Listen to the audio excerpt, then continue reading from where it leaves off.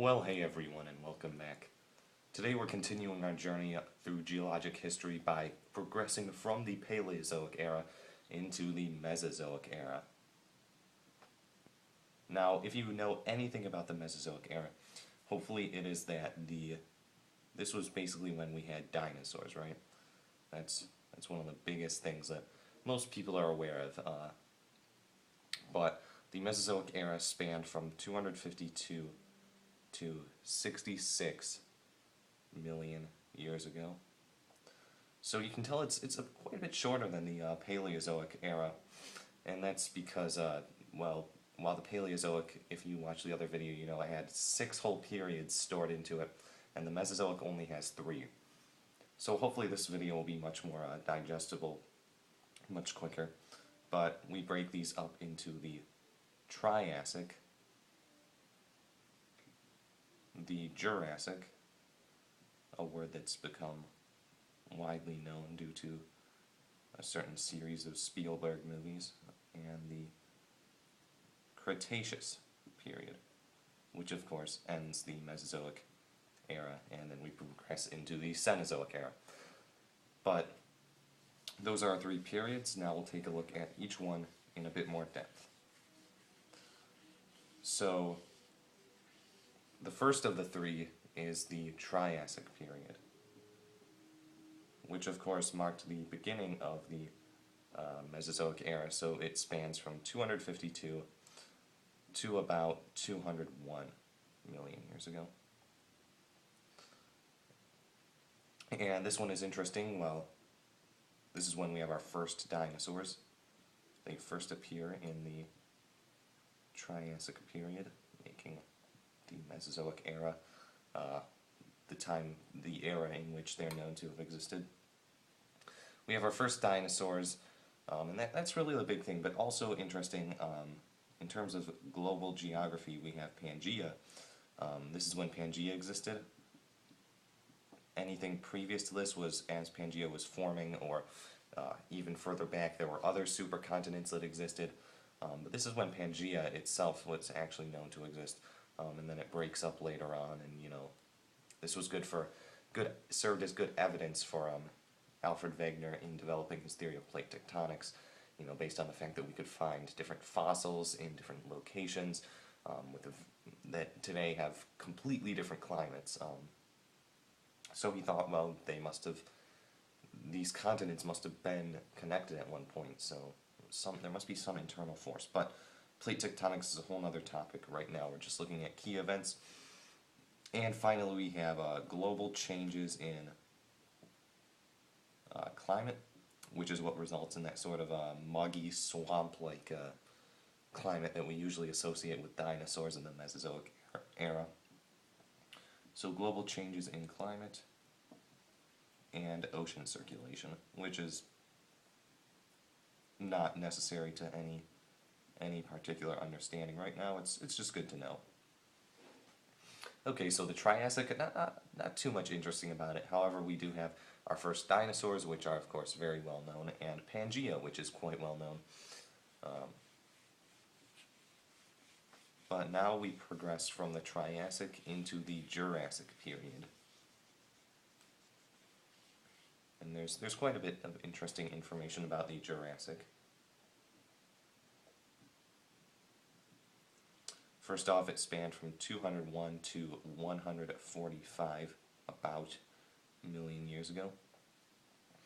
And one of the most interesting things is that we have our first birds in the late Jurassic. Now, of course, if you know the exact first bird, then this name should sound familiar. We've got the Archaeopteryx. Probably spelled that right. It's a nasty name. Which is, that skinny-looking, half bird, half reptile-looking kind of thing.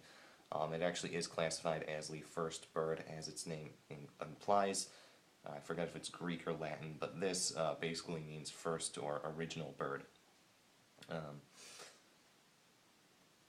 And also, pertaining to life, we have the prevalence of large herbivores. Which, of course, when we think of dinosaurs, we usually either think of the large, scary things like the Allosaurus or the Tyrannosaurus Rex, the big carnivores, apex predators. However, there's the other side when we think of maybe the more gentle giants, like, what's this guy called, the Apatosaurus or something? I'm not too keen on all my fossils, but the really long neck, really tall guy, and then a really long tail. And this guy just ate leaves. Nice big gentle giant. And then after the large herbivores, we also see development of large marine predators. Once again, this refers specifically to reptiles. So we had things like the the Mosasaurus, the Plesiosaurus, the Ichthyosaurus, those sort of well-known giant marine carnivores. And finally, this is the period in which Pangaea begins to break apart.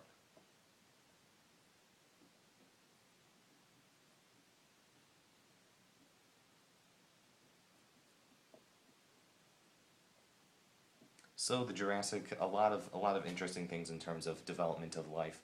A lot of the most interesting dinosaurs that we know come about in this period.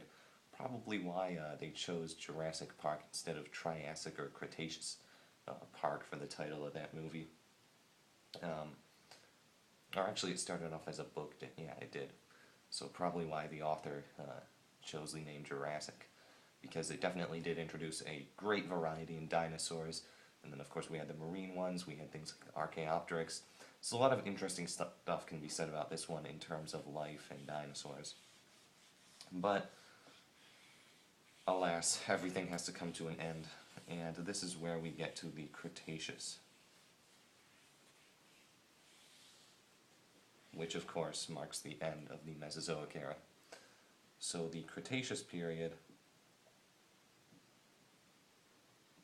there's really one big interesting thing about it, which is, of course, tied to it being the end of the Mesozoic era.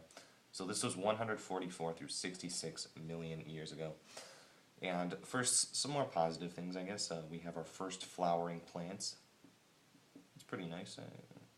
I like flowers. First flowering plants.